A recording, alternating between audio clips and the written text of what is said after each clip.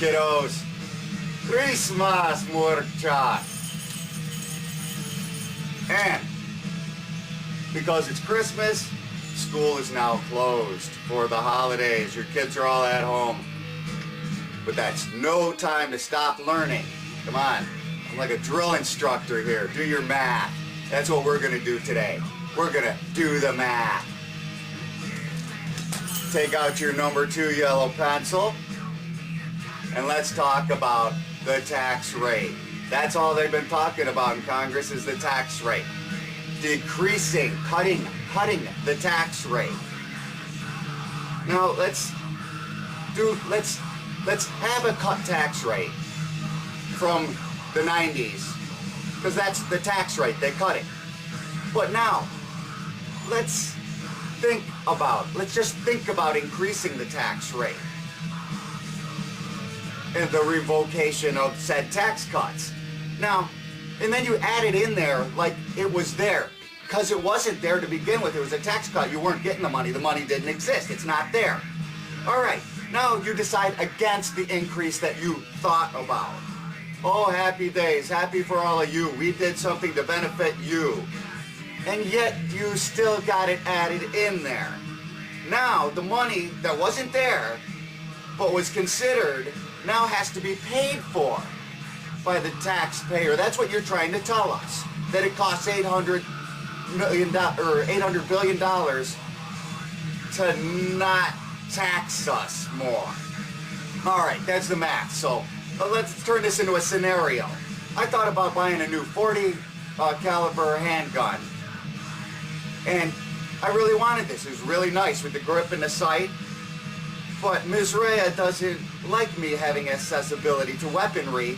So in the best interest of her placidity in this, I did not buy the 40 cal. Yet, now she owes me a new guitar and more leather for the privilege of me not shooting things. Does that sound stupid? Does that make sense? Come on. Sensically illogical here. It doesn't add up. We need to do the math. We need to make them do the math. We need to do the math for them. All right, war. Let's talk about war and Christmas. $200 billion per year to sustain 2 fruitless wars. And I know what just happened yesterday, and I'm not talking about faggots in the army. I am talking about fruitless wars where we don't get anything for them except the sense of security that our leaders tell us that we now have. So let's do the math. Get your pencil. 8 years times 2 wars at $100 billion per year per war. That is 1.6 trillion. Now let's add on the reason that these wars were enacted. 9/11. That we were not adding in 9/11. All right. Number 1 reason was to have a pretext for incremental domination of the Middle East's natural resources. That being oil, they have nothing else. Another reason was to divert Americans' attention away from the fact that $3 trillion was stolen from the public prior to that fateful day. All right, so let's add that up. That's $4.5 trillion now. Divide it between the 2 wars, and you get 2.25 trillion per war. 240 billion tax-paying citizens. $240 billion a year per war. Way more than we give to education for our children. Now, that's close to $2 billion for both wars per day to buy Americans national security that they are told that they have. And a premise that does not exist in nature. Therefore, 250 million tax-paying Americans pay $8 a day to be told that they are safer. This is more than they offered you in the tax cuts. All right, the point being, anyone who does the math will find that this does not make sense. Let's go into the abstract of this. We're not doing math anymore. Throw away your fucking pencil. Unemployment. We'll talk about food, realistically, but unemployment is really at 16 to 19%, not what they tell you. You got to go with the people who are not collecting unemployment anymore, because they know they can't. They're way beyond that. All right. So now must be the time to push regulatory food bills down our throat. This way, the small independent farmers will be forced to spend money that they don't have on genetically modified seed, genetically modified feed, pesticides proven to harm humans, drugs for their animals to ensure gene modification in all their offspring and production. Now, any non-compliance of such mandates will incur fines of halves of $1,000,000 per shot.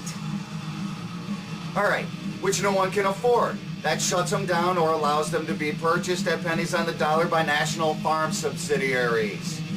More unemployment, more poverty, more need, less food. Brilliant. Happy holidays. Small business owners, let's talk about them. In our downtime or economic slump, we might collect a whopping 7 weeks of unemployment compensation to help us out through troubling times. Now, these, being we, are the same business owners that, due to excessive overhead costs, have had to lay off employees. These employees that have been able to collect compensation for 2 years now. Let's recap this in points. The ones giving the jobs have to temporarily shut down to remain a hiring company providing jobs. They get help for 7 weeks. The ones laid off from jobs given to them by these others get help for 2 years and counting, because they just gave you another freaking extension. Now, the new tax deal provides additional weeks to help employees, and cut their income tax rate. The small business owner that pays for half of that, 50% of that the government gets for their employee, gets nothing. All right? Do the fucking math. Not with the pencil, we already threw away the pencil, but do the math. It doesn't add up. So as the Christmas season is upon us, and all the Republicrats have scampered off to their luxury abodes for their well-deserved holiday break, taking pride in the fine job that they eked out of the last possible moment for the American people, just take a real hard look at what was actually done and then do the math. Merry Christmas. That's more. I almost forgot. Being the Christmas season, you need something to stuff your stocking with. Pieces of Hate is just that sort of CD. You can get it from me, just in time for the holidays. Fits right in stockings. Kilberry Unit, MySpace. Come watch us.